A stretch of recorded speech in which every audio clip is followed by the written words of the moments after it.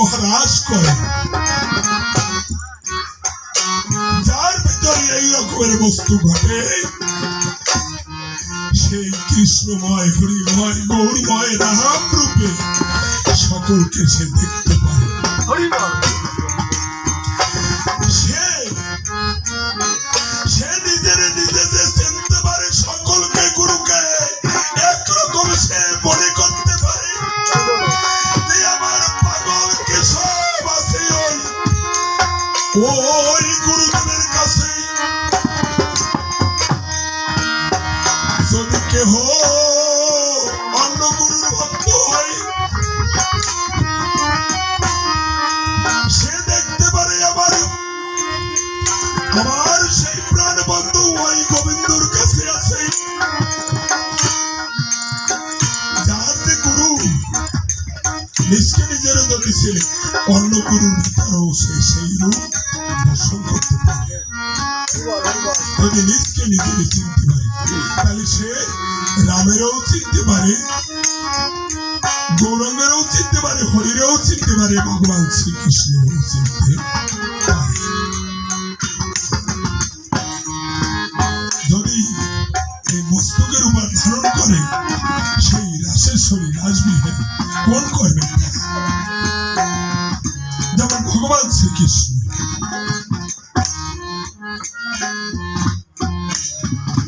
1608টা কুঞ্জে একই সময়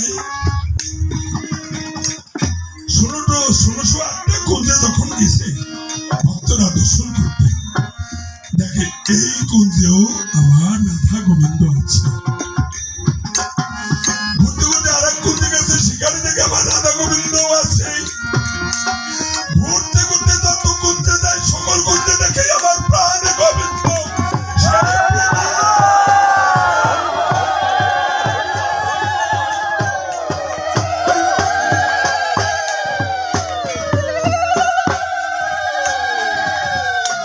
সকল কুঞ্জে যদি একজন শ্রীকৃষ্ণ থাকতে পারে, গীতায় লেখা আছে, যারা আপনারা কৃষ্ণ ভক্ত আছেন, কেউ বাবারা হিংসা করবেন না। যারা হরি ভক্ত আছেন, কাউকে কেউ হিংসার চোখে দেখবেন না।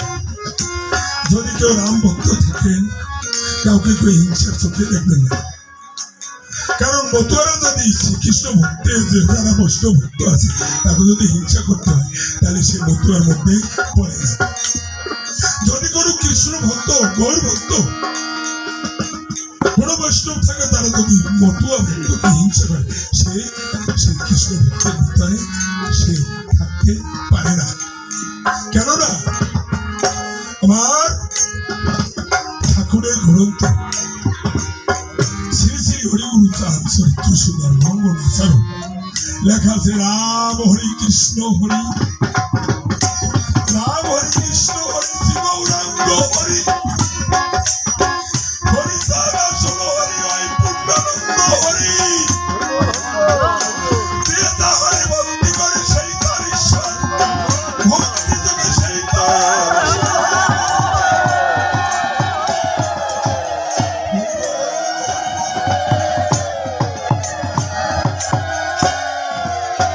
যে কথাটা আমি বলতে চাচ্ছি,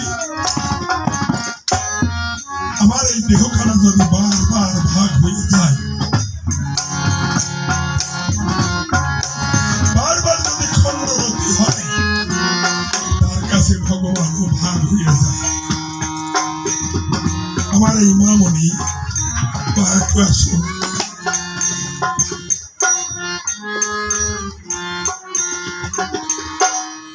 আমরা কি ভাগ করি? আপনারা দেখুন, আমার এই মামনি, এ তো আমার মা। এ মা হিন্দু না মুসলমান না বৌদ্ধ না খ্রিস্টান না মুসলমান, এ মা কি? এখানে যত ভক্তবৃন্দ আছে, কৃষ্ণ ভক্ত, গৌর ভক্ত, হরি ভক্ত, সে আল্লাহ রসুলের ভক্ত, এ মায়ের সঙ্গীতে, মায়ের চোখের জলে সবার প্রাণে একটু চোখের জল আছে নাই?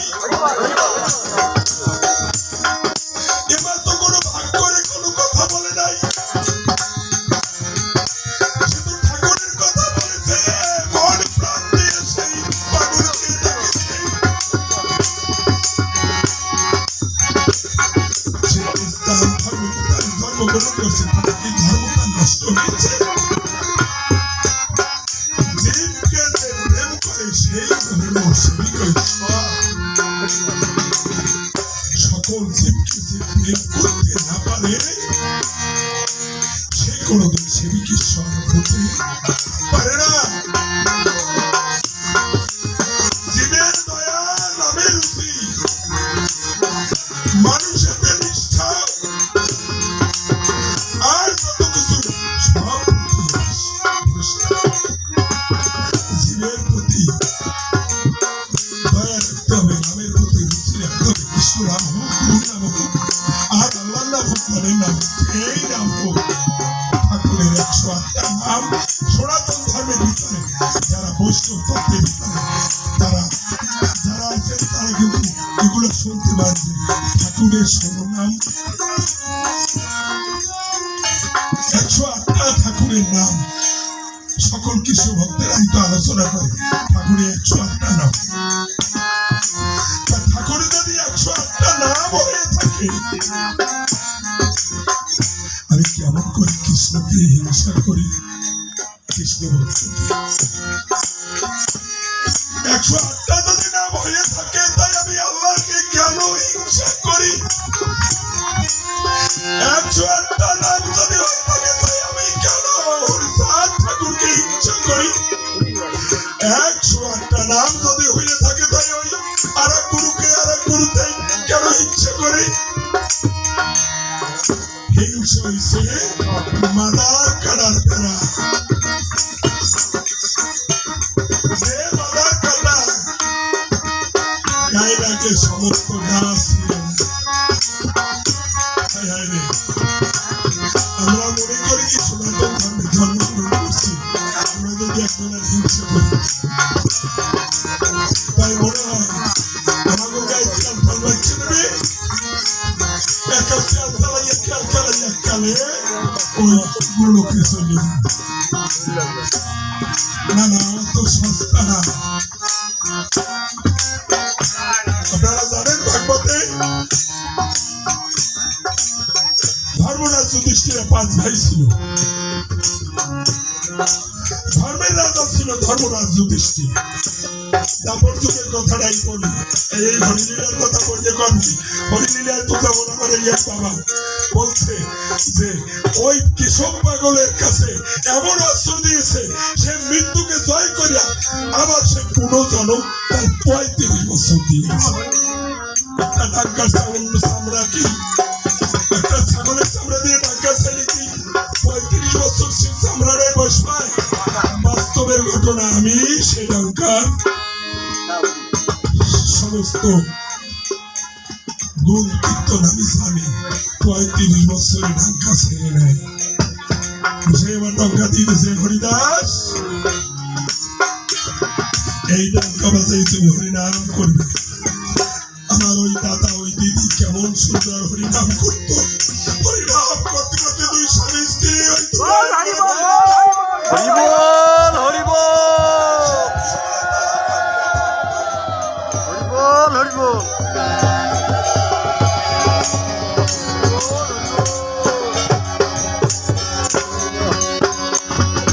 আমার সচক্ষে দেখা কথা। আমি 50 বছর আমি পাগলের কাছে আসছি। আমি 50 বছরে যা দেখেছি তাই আমি বলি। আমি লেখাপড়া জানি না, আমি শাস্ত্রদের কথা আমি বলি না, কিন্তু যা বলবো শাস্ত্র গ্রন্থে আপনারা অবশ্যই পাবেন। আমার এই বাবা যে এই সঞ্জয় কুমার দাস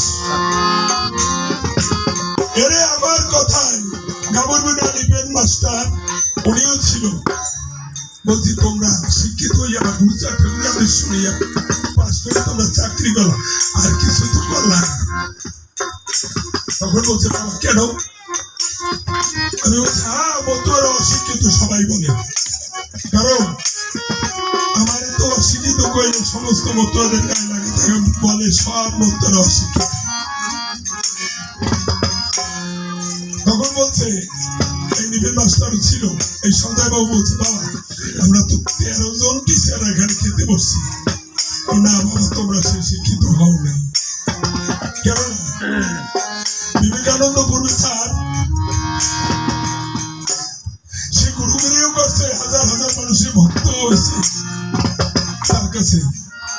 আবার চাকরিও করছে। আর তোমরা খালি চাকরি পাইয়ে খালি চাকরি করো। ভাতের আইটা হাতে নিয়ে মাথা ভাঙিয়ে দিছে বাবা, তুমি একটু আশীর্বাদ করো। তুমি যদি আশীর্বাদ করো তাই আমি এই হরিচাঁদ গুরুচাঁদ ঠাকুরের নাম নিয়ে আমি পিএইচডি করবো এই ঠাকুরের নামের প্রতি।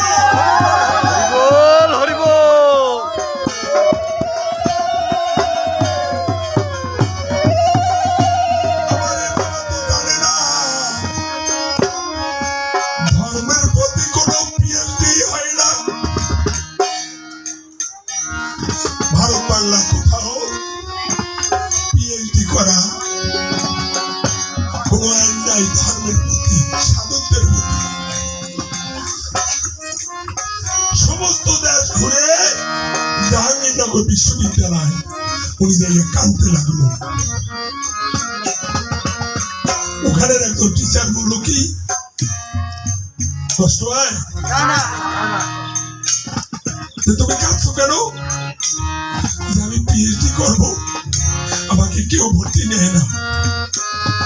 কিসের উপর তুমি পিএইচডি করবা? বলে আমি হরিচাঁদ ঠাকুর গুরুচাঁদ ঠাকুরের উপর আমি পিএইচডি করবো। টিচার বলছে তা হয় না, তুমি একটা কাজ করো, তুমি আবার ভর্তি হও, পিএইচডি করার জন্য ভর্তি হও। যে সংস্কৃতি ডিপার্টমেন্টে তুমি আবার ভর্তি হও, কিন্তু সম্মানের ভয় সে রাখে নাই, লজ্জার ভয় রাখে নাই।